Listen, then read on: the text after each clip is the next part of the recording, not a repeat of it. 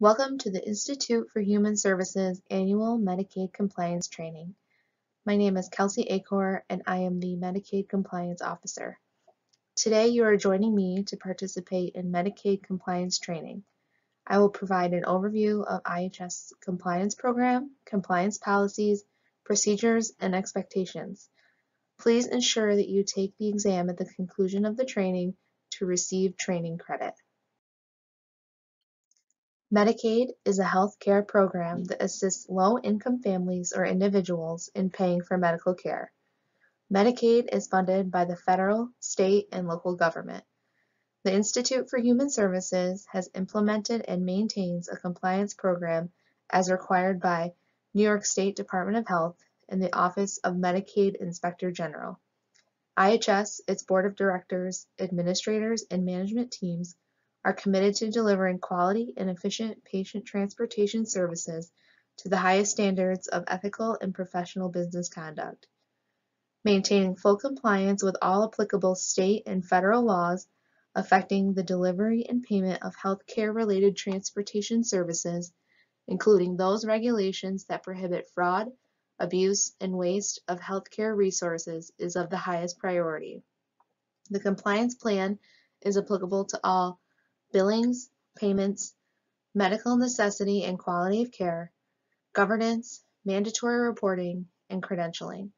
A complete copy of the IHS compliance plan and compliance officer contact information can be located on the IHS website.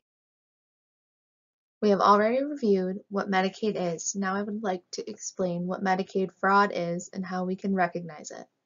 Healthcare fraud is not a victimless crime. It impacts all taxpayers, recipients, and providers. Fraud, abuse, and waste is defined as accepting gratuities from a vendor of any kind, including but not limited to free service, steering Medicaid transportation to a specific vendor for any reason, knowingly dismissing a vendor's action of providing a higher level of transport than is needed, a peer, supervisor, or manager requesting you to perform a non-compliant function even if you do not carry out the request, sharing personal information of a recipient for personal benefit or with any non-IHS employee not involved in recipient's care, not in the hours of scheduled work hours, engaging in collusive agreements with other vendors, providing inaccurate codes for service, and falsifying, modifying, or changing trip logs that are not yours. Do not feel that you have to know if the activity is fraud, abuse, or waste. If you have concerns, it is your responsibility to consult with your compliance officer. Your compliance officer will have the ability to answer all of your compliance-related questions. The compliance program guides our processes and procedures regarding medical travel and assists us in monitoring for continuous improvement measures so that we can continue the great work that we do every day. The compliance plan, policies, and procedures apply to all IHS board members, employees, volunteers, and interns equally. The law requires that all IHS board members, employees, volunteers, and interns involved in the oversight, direction, or service delivery of the Medicaid program be screened through the OMIG exclusion list, review and sign the Code of Conduct, and participate in Medicaid compliance training on an annual basis. The screening tool is designed to determine if anyone involved in the supervision, direction, or service delivery role in a Medicaid-funded program has been excluded. If we discover that a person has been excluded, then we will not be permitted to bill for the services that they provided. Compliance training will be provided to all IHS employees within 30 days of assignment and annually. The Code of Conduct is a set of principles that outlines your responsibilities and guides proper business practices while employed or volunteering at IHS. The Institute for Human Services Governing Board, personnel, volunteers, and interns are committed to professional excellence. All IHS affiliates shall maintain high standards of ethical conduct and will comply with all applicable laws, regulations, and third-party payer program requirements. The Code of Conduct reviews anti-discrimination, anti-retaliation, customer service expectations, financial relationships, claims processing, billing, and payments, contract management, confidentiality, and reporting violations of policies, procedures, laws, and regulations. The Code of Conduct details have been reviewed with you in person, and a signed copy may be located in your compliance file. As a Medicaid service provider, it is our responsibility to work diligently to identify possible risk areas. Our identified risk areas are documentation requirements, billing errors, exclusions, and trip log errors. We monitor these identified areas by conducting monthly internal audits. The audits consist of reviewing the driver trip logs for accuracy and comparing the trips to the MAS assigned trips and the Medicaid billing. The audits allow us to catch errors within the time frame that allows us to correct without having to begin the formal OMIG self-disclosure process. Our compliance committee is comprised of the compliance officer and 4 additional directors that are not involved with the Medicaid transportation program.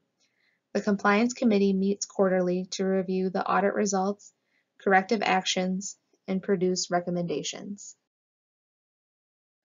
Now that we have learned what fraud, abuse, and waste of Medicaid funding is, we need to learn how to report fraudulent activities. As representatives of the Institute for Human Services, we must practice honesty and integrity in fulfilling our responsibilities and comply with all applicable laws and regulations. The Institute for Human Services is committed to maintaining the integrity of its business operations and the anonymity of good faith reporters.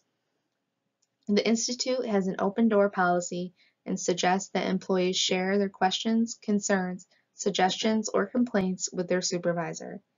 If you are not comfortable speaking with your supervisor, or you are not satisfied with your supervisor's response, you are encouraged to speak with any member of the management team. Supervisors and managers are required to report complaints or concerns about suspected ethical and legal violations in writing to the compliance officer, who has the responsibility to investigate all reported complaints. The Institute for Human Services has established 3 methods for reporting compliance issues. The fillable form on the IHS website that can be emailed to compliance@ihsnet.org or labeled confidential and mailed to IHS at 50 Liberty Street, Bath, New York 14810. Once the compliance officer receives a complaint, he or she will begin investigating the complaint. At the conclusion of the investigation, the compliance officer will prepare a report with recommendations to prevent a reoccurrence if warranted. All complaints, records, and reports will be kept confidential as permitted in the course of a thorough investigation. Anyone reporting suspected fraud is protected from retaliation under the Whistleblower Act. The Institute for Human Services prides itself on delivery of personalized, compassionate, and professional transportation services. All volunteer drivers are trained in HIPAA compliance, have their MVR reviewed, participate in the LENS program, are cleared through the Medicaid exclusion database, and have a background check completed prior to accepting assignments. The Institute for Human Services only accepts Medicaid transportation trips from Medical Answering Services, New York State Transportation Broker. The Institute for Human Services is prohibited from accepting Medicaid trips from any other source. All trips assigned to the volunteer driver by the Institute for Human Services employees will be reimbursable. It is not permissible for a volunteer driver to schedule appointments directly with a client. If a driver has the need to cancel a scheduled transport, the driver is required to call IHS Coordinated Transportation to cancel the trip. It is not permissible for drivers to trade trips or ask another driver to take their trip. The driver trip logs are a very important piece of the volunteer driver program and must be accurate. All drivers are required to complete a trip log prior to and after each trip.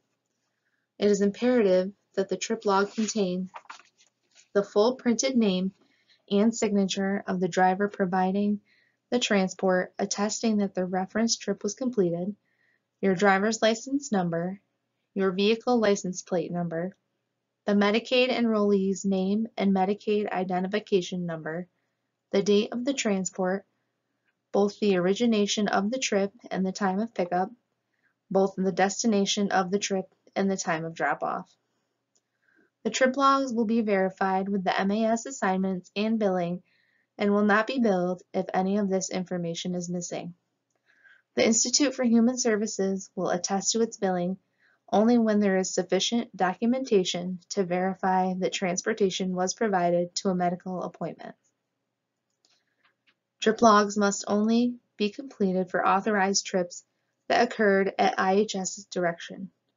Our volunteers are the lifeline of what we do in our communities, and we value their service to the communities in which they live. If a mistake is made, please draw a single line through the mistake, initial and date, and then write the correction below. Please do not use whiteout or attempt to blacken mistakes. Please direct all compliance-related questions, comments, and concerns to Kelsey Acor at the contact number displayed. Please click on the link to be redirected to the compliance quiz.